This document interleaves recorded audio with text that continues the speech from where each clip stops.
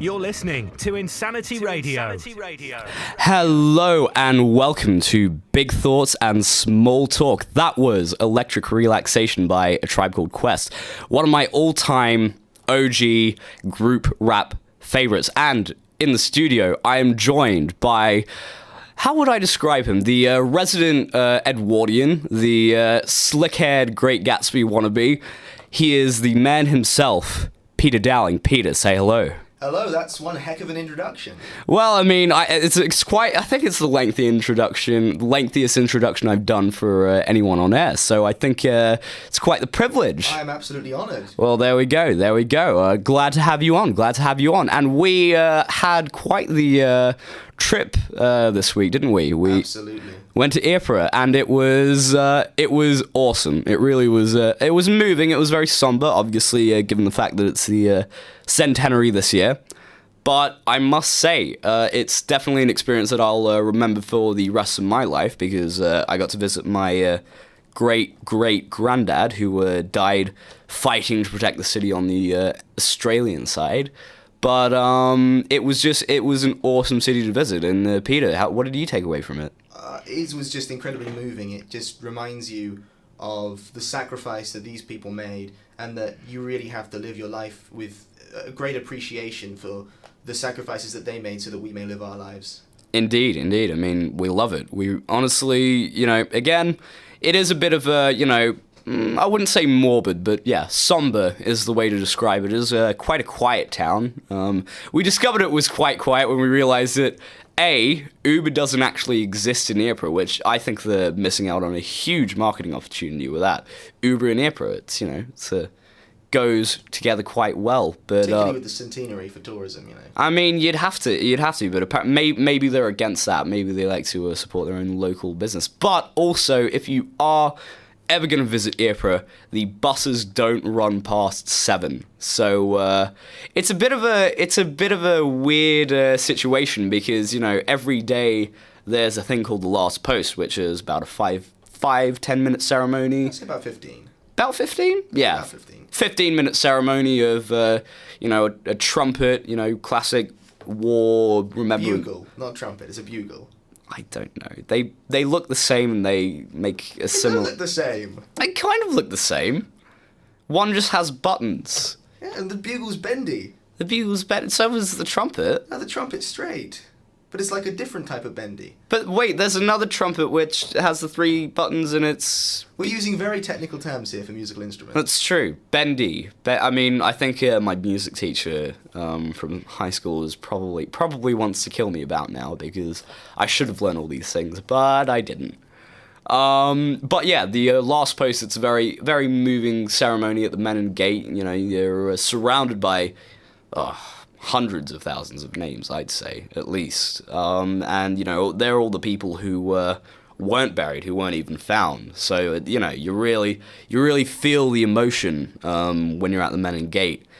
But, then we realized, there's no buses to take us back to our hotel. It was a long, long walk. It was a long walk, but I must say it was quite enjoyable, because, when you think about it, you're walking on, what once was a 100 years ago, what once was no man's land. It was an entire battlefield, but now it's a very, very straight road with not a lot of streetlights. Absolutely, it's become just pitch black for miles. Pitch black. I remember when we got in that night, just nothing, absolutely nothing. And we were like, oh man, we're gonna be taken to the middle of nowhere, in the middle of Belgian cow country, probably shot and eaten by. Belgian savages. I mean, it was even dark in the hotel itself. We had to use the flashlight That's to actually true. just navigate the corridor. That hotel was so freaky, wasn't it? Oh, there was like a window into the corridor that was just a black piece of wood. Yeah, I must say, when we undid those windows and just seeing a black piece of wood, it was like, oh man, this is like The Shining. Now, you said it was like the murder house in Chicago, and I think that was really hit the nail on the head. Oh, I mean, it was... I did think we were gonna die that night, but, I thought, hey, wouldn't be a bad place. It was quite a quaint hotel, And the steak dinner there was... Oh, gorgeous. Fabulous. Rump steak in Belgium. Definitely recommend. And we had the steak the second night as well. Which in Ypres.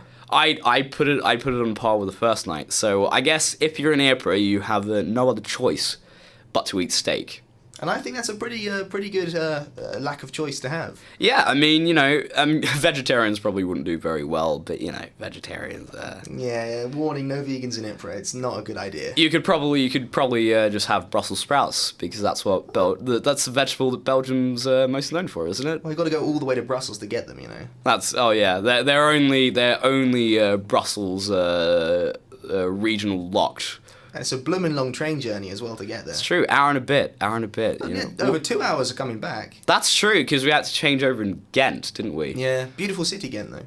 Great city. We didn't spend much time, though, in Brussels or Ghent. It was mainly Ypres, and if you're looking for nightlife, Ypres probably isn't the place to go, because everything shuts at about 7:30. So, great for history, great for remembrance, but not so great if you're looking to go on a bender with the boys. And I think on that note, we will go on to our next song. It is Keep Pushing On by the irreverent, but, musically, I don't know, he's very experimental, and he was featured on one of my favourite TV shows, $1 Million Extreme's World Peace. So I definitely have great respect for John Mouse, because he stood by them during the whole controversial time on Adult Swim. So here is Keep Pushing On by John Mouse.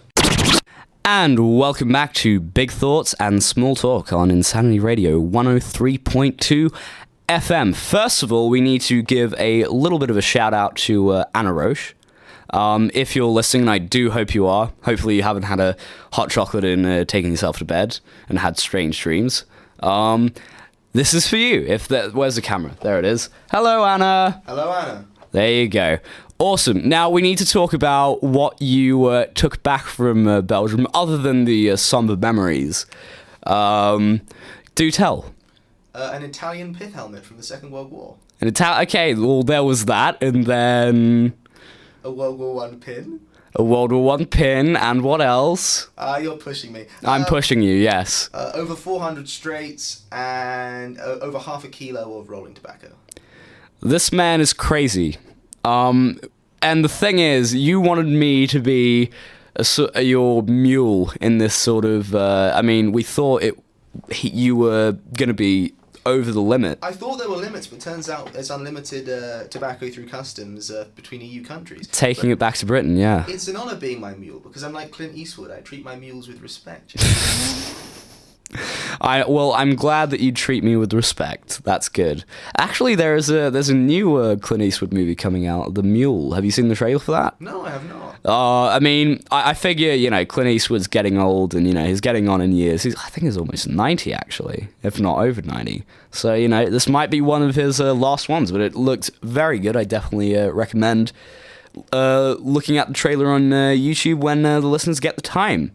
So yeah, back onto this great big tobacco debacle. You have I'd say you have enough tobacco to give the whole state of Connecticut an inferiority complex. I got enough to last me at least a couple of weeks. At least, yeah, by your standards, at least a couple of weeks. The resident chimney. The resident chimney. If you've seen, and I didn't know that this was a thing, that, tobacco buckets... Absolutely enormous. ...existed, and they all weigh about... 311 grams is one, the other one's about 257 grams. Oh my god. It's insane. It's insane. And you found various creative ways to get it all back with you. Oh, of course, yeah. Shout out to Adam for being my resident smuggler. I got it back in his boot from Calais to Dover. Again, it was all completely legal, but we were under the impression that we were over the limit. But turns out there is no limit, so there's nothing to worry about. Absolutely. There we go. Full legal disclosure.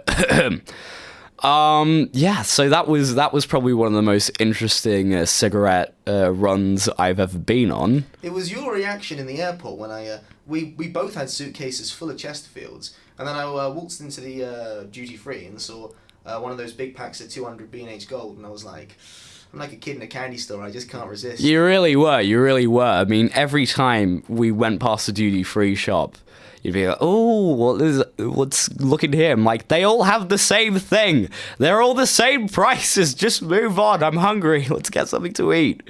And the thing is, the other thing which, I do have to hold you to is, and I mean, it's partially my own fault because I was like, yeah, I'm on holiday. I'll have a few cigarettes. I'll have a cigar now and then. But now, on the way back, I was going through horrible nicotine withdrawal. So we were going through duty free. Peter was just looking at all the shelves and shelves of cheap cigarettes. And I was just like, I need to get out of here. I need to get out of here, please. Well, I mean, I may have been some great Mephistophelian presence over your shoulder encouraging you to smoke, but I never put that cigarette up to your mouth and forced you. You didn't. You offered it, and I took it. I bit the cursed apple of knowledge, I'd say. Paradise lost. Paradise lost indeed. My goodness, you've corrupted me. But, Mum, you'd be very glad to know that I haven't smoked since, so I'm getting that poison out of my system, which is what it is. It's poison. Oh, no, you just chain smoking right indoors. You covered the smoke alarm with a sock, and you just chain smoking away. That's it. 5 cigarettes in each hand. One for in between each finger, or is that 4? Four, I'd say, in each hand. That makes sense. I think I've done 5 at a time before. 5 at a time? Well, it was only once. Only once, of course. Party trick. Tobacco party tricks. But yes, that stuff is poison and you need to stop it. It's bad. It's very good for your health. It's a miracle product. That's what all the doctors said in the 1900s. Yeah, smoking's good for you. It clears the lungs of infection. If you have pneumonia, just smoke a 20-pack. You'll be fine. Well, you did call me the resident Edwardian. That is true. You are stuck in 1910. And that's a good thing. That's a good thing in some ways. In other ways, especially when it comes to health habits, maybe not. It's entirely a good thing. Very good, very good. But yes, I'll do my best to encourage you to stop, but at the same time, you do have how much again? Over 400 straights and over half a kilo of rolling tobacco. And I ended up getting more because...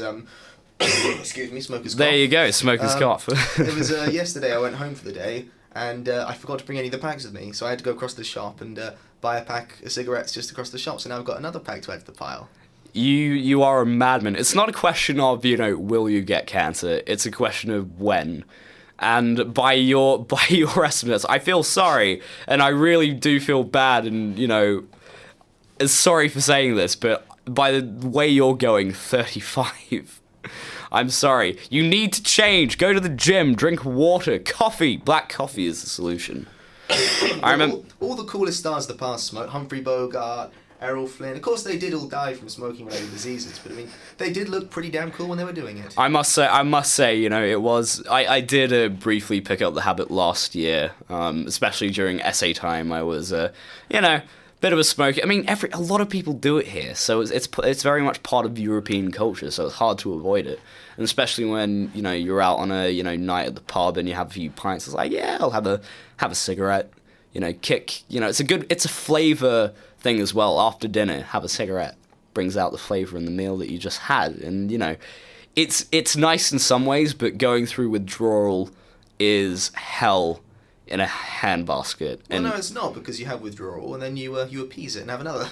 And that's the thing. I mean, I never want to experience that hell again. So I'm definitely stopping. It is very bad. It's a very bad habit, and we are anti-smoking here on Insanity Radio 103.2. Because if I was pro-smoking, I wouldn't have the voice for radio. Speak for yourself, not for your guests. Fair enough. All views are our own, not of the station. The next song we have up is Capital City's Safe and Sound, which, I don't know, reminds me of the good old days of 2014, I think it was. High school was a good time for me. Oh, back in those good old days. Kids these days, they wouldn't remember 2014. They wouldn't remember the good old days of 2014 and the disco musics and the party anthems and the party rockins. They've got their little peeps and little Zans and... What is it with all these little rappers? I don't get it. A little mumble. Exactly. And now Filthy Frank has joined the sort of mumble rap. He's Joji now. He's not Filthy Frank, and he's not Pink Guy anymore. I mean, I thought the Pink Guy thing was one thing, but when he goes to unironic mumble rap, that's pretty cringy. Yeah, and the fact that he said that he'd never be that guy is a bit disappointing. Well, I mean, it was his throat. The doctors told him he couldn't because of his throat. Oh my gosh. But you are listening to Insanity Radio 103.2. This is Big Thoughts and Small Talk, and this is Safe and Sound. Hello and welcome back to Big Thoughts and Small Talk on Insanity Radio 103.2. I just realized that was a very, very poor song choice, especially given our previous topic on tobacco. I probably shouldn't have played a Cigarette Daydream, and there is Peter's mum and the rest of your families listening in. Oh yeah, hello family. Hello family, hello Dowling family. I do very much apologise. I'm not encouraging him. I'm trying to get him to stop. That was what I was trying to mime before on the camera. So if you are listening now, I've invested over 400 straights and over half a kilo of tobacco. Once that's gone, then I'll quit. It's going to take you 10 years to get rid of that. It'll take me about a month and a half. About a month? No, don't.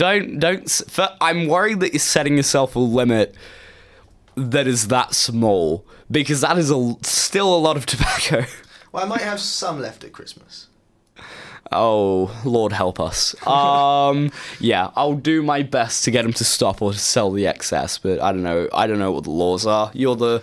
I can't sell the excess, I haven't got a license. And we do not promote criminal actions on this show. That's true, you are a law student, so, I mean, I'm glad that we have you to tell us about all these obscure laws. I went a bit American there. I mean, everything in this country you need a license for. TV license. TV license. There was that little girl who had a lemonade stand shut down for not having a license. Shower license. Need a license to breathe soon. Yeah. Maybe with Brexit, all that EU austerity will go away, or maybe it will get much worse. Well, I mean, the plain packaging laws on cigarettes don't apply in the EU, and they've got much lower taxes, hence all the backy. That's fair enough. Well, I don't know. That's a debate for another time, I think. But I don't know. What other things can we talk about Ypres? Oh, well, the City of Cats. Oh, yes, the City of Cats. I almost forgot. One of the other claims to fame for Ypres, other than being basically a battleground for various people's wars, and it has been that for hundreds and hundreds of years. English, French invasions, German invasions. Well, everyone's wanted to have a slice of Belgium at some point, I guess. Everyone's got their finger in that pie. Exactly. Belgium is very good for hosting battles, it seems. But Ypres' other claim to fame is that it is the City of Cats. Now, the reason, one of the ceremonies that existed sort of in the Middle Ages. It was all the way from. They know it was at least as far back as the 14th century, possibly earlier, quite likely earlier. Wow. All the way up until 1817. 1817. So basically, what they used to do is there's a big building right in the center of the town called the Cloth Hall, and it has a big, huge tower. We climbed that tower. I was deathly afraid at the top. You were fine. I hope you got your trousers dry cleaned after that. I did. I wasn't wearing my brown pants. But basically what they used to do is throw live cats off of that tower, which... Personally, I think it would be quite the sight to see. But obviously, we do not condone animal cruelty here on Insanity Radio 103.2 FM. And now, actually, they do it with silk cat. So it's, I guess the RSPCA and Peter can't get angry about that. It would still be pretty annoying if you were a driver driving down the street and a big sort of fake cat falls onto your windscreen. I don't know what I'm doing. I mean, if they do bring it back, because who knows, the world's crazy these days. If they do bring back the live cat throwing ceremony, I imagine It's basically that Simpsons character, the woman who throws all the cats. Oh my god, Crazy Cat Lady, yes. Oh, that's amazing. Just get her to throwing all the cats off the building. Oh man, Simpsons was it's bad now. I mean, the classic Simpsons, you can't beat it. You can't beat it. And they got rid of Apu, and that's caused a lot of division. But I saw that film, I think it was called The Case Against Apu or something like that. Something like that, yeah. Yeah, it was. I'm a nitpicker, and even that was way too nitpicky for my tastes. I'm like, come on. They portray the character in a very nuanced light through.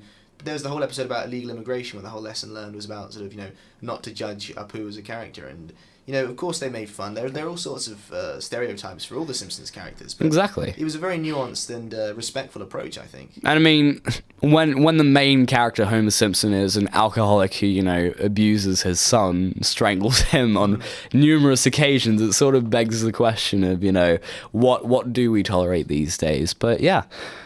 Okay, bringing up to our next song. That was a weird transition. That was a very strange transition. It's late at night and it's been a long week and we've done a lot of traveling. We quite literally did Planes, Trains and Automobiles. You're the resident Steve Martin. That's true, and you're my John Candy. Don't die on me now. I'll try not to. That's true. Rest in peace, John Candy. We miss you.